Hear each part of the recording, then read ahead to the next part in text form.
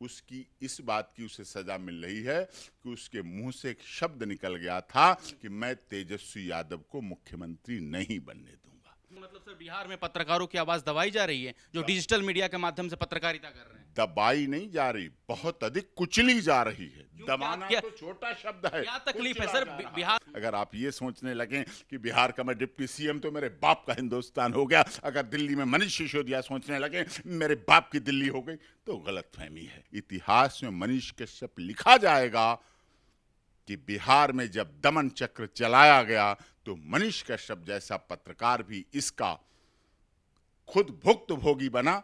पत्रकारिता ये नहीं है कि मुख्यमंत्री या उप मुख्यमंत्री की चमचागिरी करते रहो, उनकी तारीफें छापते रहो, उनके कसीदे गढ़ते रहो, उनके लिए कविताएं लिखते रहो, उनके लिए हेडलाइन बनाते रहो, उनके लिए ब्रेकिंग न्यूज करते रहो। ये पत्रकारिता नहीं है, ये तो दास्तां है, ये गुलामी है। जो संसद, लोकसभा, विधानसभा, सुप्रीम कोर्ट, हाई कोर्ट में लहरा रहा है, ये हवा से नहीं लहराता है, ये उन शहीदों के त्याग, जिसमें से मनीष कश्यप के पिता भी, वो भी सैनिक रहे, ऐसे शहीदों के त्याग, तपस्या और बलिदान से लहराता है, जो सीने पर गोली खाते हैं।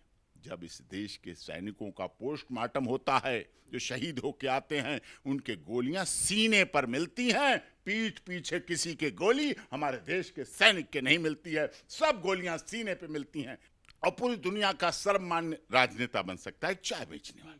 तो समझिए, एक वो पत्रकार मनीष क्यों नहीं अपने अच्छे कार्यों से कर सकता था, लेकिन आपने उसे अपराधी बना दिया कि तू कब ठहरेगा, तू कब रुकेगा, तू कब अपनी आपराधिक प्रवृत्ति को बंद करेगा। तब वो भाषा बुरी लगती है, तब मुझे हिंदी नहीं आती है, डोंट नो हिंदी, तब ये बोलते हो। काम कराते समय उस हिंदी के मजदूर से काम आप करा लेते। तो एक पर निशाना बनाओ, एक को टारगेट करो, एक को कुचल दो, सारे चुप हो जाएंगे, सारी जुबान बंद हो जाएगी, मुंह पे ताले लग जाएंगे, लोग आईडी और पेन को छुपा के रख लेंगे। हमारे पिता के साथ राजनीति में भाग लेने वाले लोगों के साथ आपने क्यों गलत किया? नमस्कार दोस्तों, बहुत स्वागत है आपका HCN न्यूज में। मैं हूं आपके साथ नीतीश पाठक।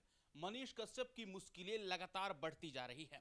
आपको बता दें कि बीते दिनों जिस तरीके से तमिलनाडु पुलिस मनीष कश्यप को ट्रांजिट रिमांड पर तमिलनाडु ले गई, उसके बाद से तरह तरह के आरोप प्रत्यारोप निकलकर सामने आ रहे हैं। लेकिन कानूनी दांवपेच हम समझने के लिए आए हुए हैं। आज मेरे साथ खास बातचीत सेशन में जुड़े हुए हैं डॉक्टर AP सिंह, जो कि सीनियर एडवोकेट है सुप्रीम कोर्ट में। सबसे पहले सर, आपका HCN न्यूज में बहुत स्वागत है।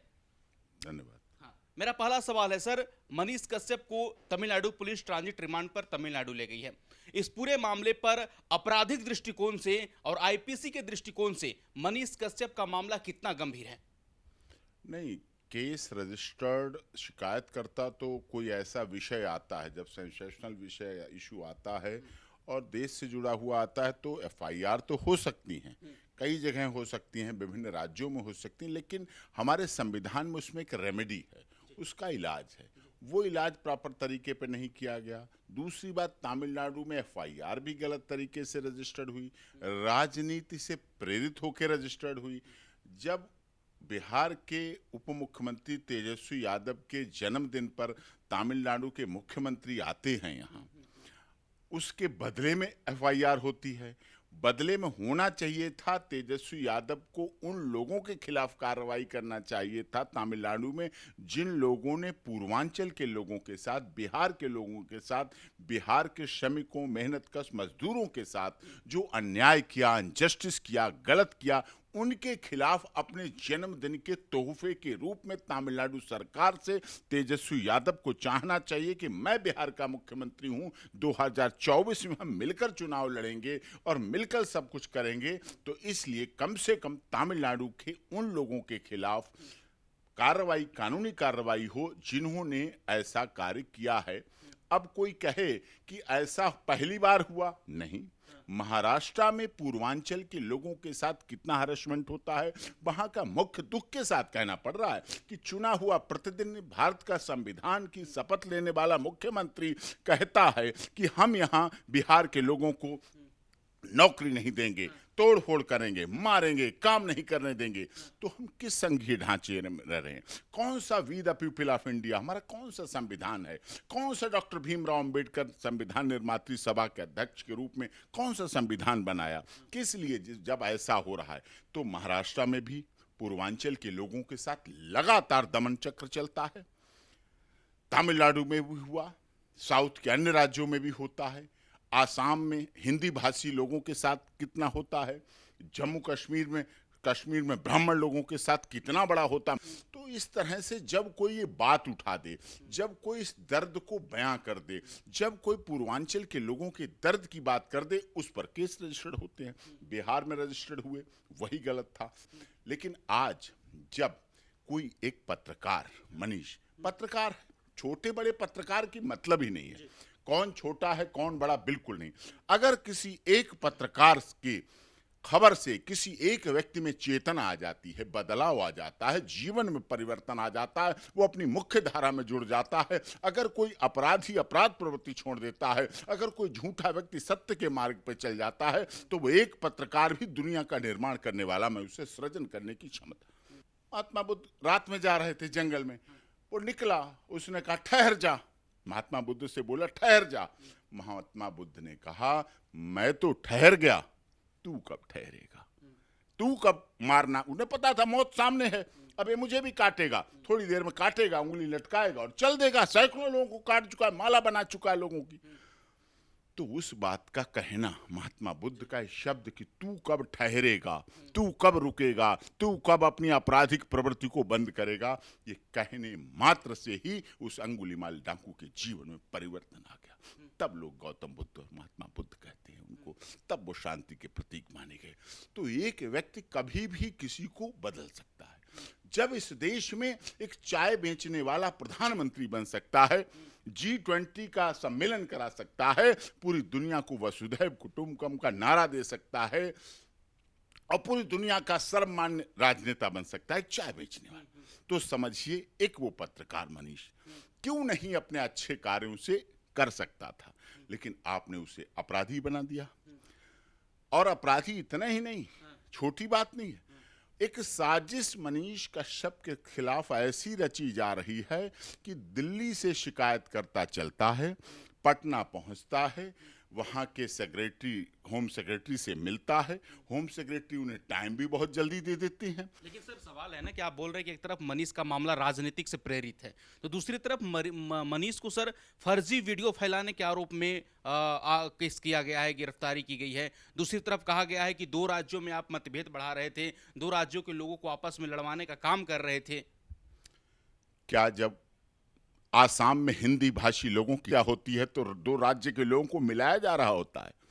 जब महाराष्ट्र में एक सरकार कहती है हम उत्तर भारत के लोगों को मारेंगे, कुचल देंगे, तब वो मिलाने की बात होती है। जब उत्तर भारत के लोगों से साउथ में काम करा लिया जाता है, काम कराते समय उनकी भाषा समझ में आती है, मजदूरी कराते समय भाषा समझ में आती है, लेकिन जब वो पैसे मांगते हैं, तनख्वाह मांगते हैं, अपनी मेहनताना मांगते हैं, लेबर चार्जेस मांगते हैं, तब भाषा समझ नहीं आती, तब वो भाषा बुरी लगती है, तब मुझे हिंदी नहीं आती, आई डोंट नो हिंदी, तब ये बोलते हो। काम कराते समय उस हिंदी के मजदूर से काम आप करा लेते हैं। मनीष को गलत आरोप में फंसाया जा रहा है। देखिए, बिल्कुल गलत आरोप है, बिल्कुल झूठा आरोप है, मनगढ़ंत है, राजनीति से प्रेरित है। उसकी इस बात की उसे सजा मिल रही है कि उसके मुंह से एक शब्द निकल गया था कि मैं तेजस्वी यादव को मुख्यमंत्री नहीं बनने दूंगा। क्या इस देश में आजादी के समय पत्रकार राजनीति में नहीं आए? क्या जितने पत्रकार इस देश में रहे, हिंदुस्तान अखबार तब निकलता था, महात्मा गांधी जी पत्रिका निकालते थे, सरदार वल्लभ भाई पंत, सरदार पटेल, ये सब पत्रकारिता के जगत से आए, उस समय की बात थी। आपने भी नहीं देखा, मैंने भी नहीं देखा। क्या वर्तमान में दिल्ली के उप मुख्यमंत्री मनीष सिसोदिया पत्रकार नहीं थे, न्यूज चैनल में नहीं थे? क्या वर्तमान में दिल्ली विधानसभा की राखी बिरलान पत्रकार नहीं थी? क्या आशुतोष पत्रकार नहीं थे? क्या ये सब लोगों ने मिलके आम आदमी पार्टी बनाई? क्या पत्रकारिता करना गुनाह है? क्या कांग्रेस में पत्रकारिता से आए हुए सांसद नहीं हैं? क्या भारतीय जनता पार्टी में पत्रकारिता से आए हुए सांसद नहीं बने? क्या मिनिस्टर नहीं बने? क्या इसमें कोई बाउंडेशन है? क्या पत्रकार जागृत होना समाज का एक जो प्रतीक है, जो चौथा स्तंभ है, मीडिया चौथा स्तंभ है, क्या चौथा स्तंभ चोर होता है, मक्कार होता है? क्या झूठी खबर फैलाना चाहता है? क्या चौथा स्तंभ दो राज्यों में लड़ाई कराने वाला होता है? ऐसा तो नहीं है। उसकी भावना साफ थी, उसका दिल साफ था।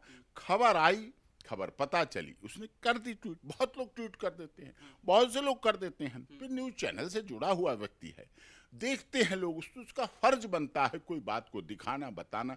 लेकिन उसका अपराध यही हो गया कि बिहार में तेजस्वी के खिलाफ क्यों बोल दिया। तो साहब, पत्रकारिता ये नहीं है कि मुख्यमंत्री और उप मुख्यमंत्री की चमचागिरी करते रहो, उनकी तारीफें छापते रहो, उनके कसीदे गढ़ते रहो, उनके लिए कविताएं लिखते रहो, उनके लिए हेडलाइन बनाते रहो, उनके लिए ब्रेकिंग न्यूज करते रहो। ये पत्रकारिता नहीं है, ये तो दास्तां है, ये गुलामी है। मतलब सर, बिहार में पत्रकारों की आवाज दबाई जा रही है, जो डिजिटल मीडिया के माध्यम से पत्रकारिता कर रहे हैं। दबाई नहीं जा रही, बहुत अधिक कुचली जा रही है। दबाना क्या- तो छोटा शब्द है। क्या तकलीफ है कुचला सर? जा रहा है। बिहार सरकार को क्या तकलीफ है? बिहार सरकार को तकलीफ ये है, उन्हें लग रहा है कि ये कुछ सच्चाई दिखाएंगे, पूर्वांचल की बात दिखाएंगे, बिहार के लोगों का दमन चक्र दिखाएंगे, तो हमारे 2024 का कहीं एजेंडा खराब ना हो जाए। अभी तो पत्रकार है, मनीष को ही क्यों टारगेट किया गया, ये सवाल है ना सर। एक पत्रकार को डरा के धमका के दूसरे पत्रकारों को डराया जाता है। स्कूल में टीचर में आप पढ़ते थे, मैं भी पढ़ता, एक बच्चे को खड़ा करके टीचर 2-3 छड़ी लगा देता था, सारे बच्चे मैं तो कांपने लगता था, मैं तो डर जाता था। मैं तो वहां रेवोल्यूशनरी नहीं बना। एक बच्चा रोता था, सब डर जाते थे, घर में सब कांप जाते हैं। तो एक निशाना बनाओ, एक को टारगेट करो, एक को कुचल दो, सारे चुप हो जाएंगे, सारी जुबान बंद हो जाएगी, मुंह पे ताले लग जाएंगे, लोग आईडी और पेन को छुपा के रख लेंगे। तो क्या मनीष कश्यप चुप हो जाएंगे? मनीष कश्यप के साथ पूरा देश है। मनीष कश्यप के साथ वो सारे पत्रकार हैं जो इस पीड़ा से दुखी हैं। हमारा लोकतंत्र जीवंत है। इस देश ने राम प्रसाद बिस्मिल, रोशन सिंह, अशफाक उल्ला खान, चंद्रशेखर आजाद, नेताजी सुभाष चंद्र बोस, और महिलाओं की बात करें तो सीता, सावित्री, गार्गी, अपाला, अनुसुईया, रजिया सुल्ताना, ये सब हमारे देश का इतिहास रही हैं।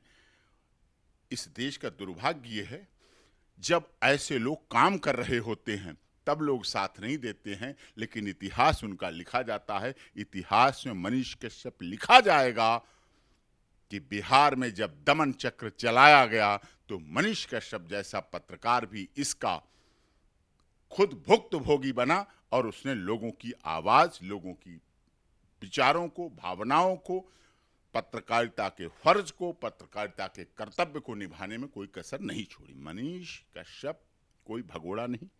पुलिस ने तो अपनी प्रेस कॉन्फ्रेंस पे, प्रेस रिलीज में दिखाया, बहुत भाग रहा था और हमने इतना दबाव बनाया कि वो सरेंडर हो गया जाके। लेकिन ऐसा नहीं था। वो कानून को मानने वाला व्यक्ति, पत्रकार सदैव कानून में रह के कानून के तहत काम करता है, तो उसने अपना जिस तरह से भी कार्य किया, वो थाने में अपने आप सरेंडर हुआ। जो सरेंडर हो रहा है व्यक्ति, आप उसको तो ऐसा नहीं कर सकते व्यवहार। डेमोक्रेसी तभी जिंदा रह सकती है, लोकतंत्र तभी बचा रह सकता है जब कम से कम पत्रकार को संरक्षण दिया जाए, पत्रकार को इस तरह की सुरक्षा दी जाए। पत्रकार के पास क्या अधिकार रह गया?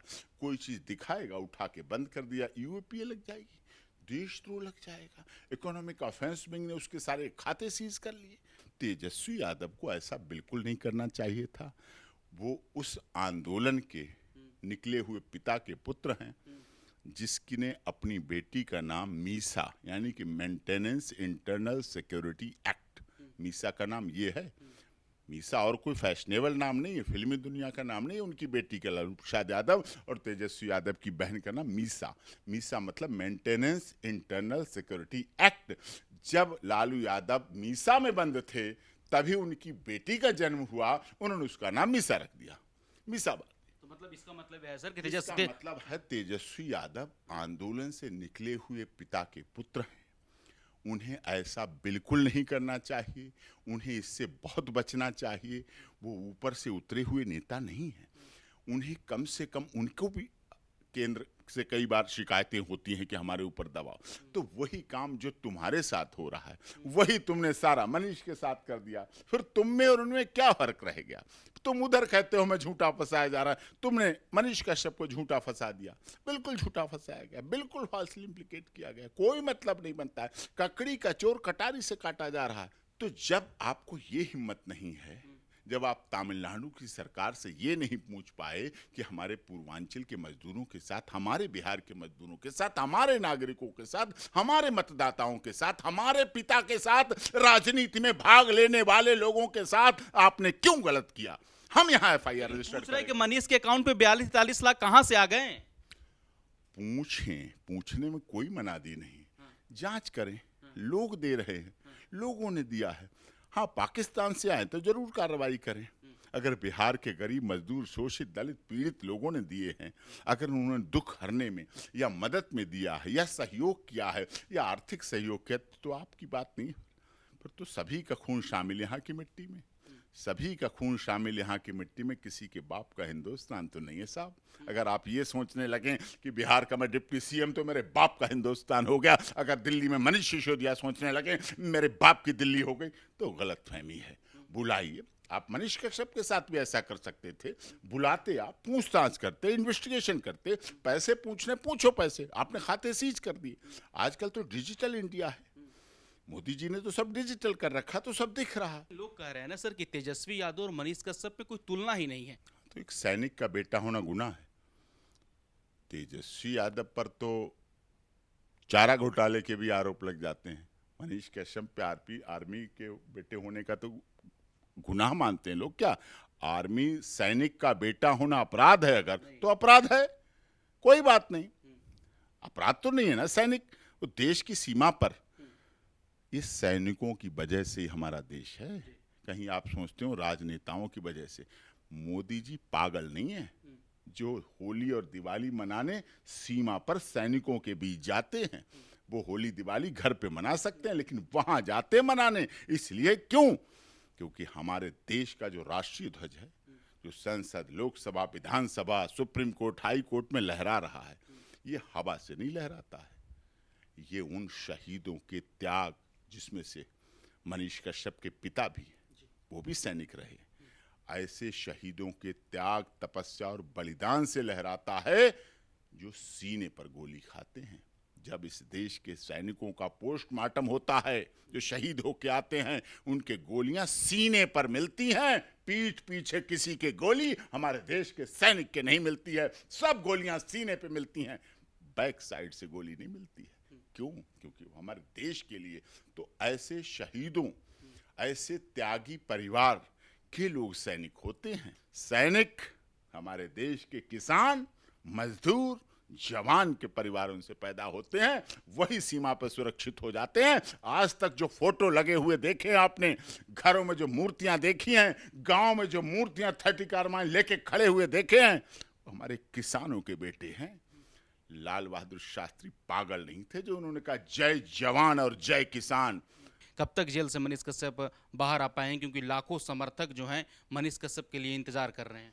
नहीं, मनीष कश्यप लोगों के समर्थन में दुआएं हैं, तो निश्चित तौर पर जब डॉक्टर का चिकित्सा फेल हो जाती है, जब लोगों की योग्यता फेल हो जाती है, तब लोग दुआओं पर भरोसा करते हैं। तो लोगों की मनीष कश्यप के साथ लाखों लोगों की दुआएं हैं, और हम लोगों का पूरा प्रयास होगा कि मनीष कश्यप जल्दी बाहर आए और लोगों की सेवा करे।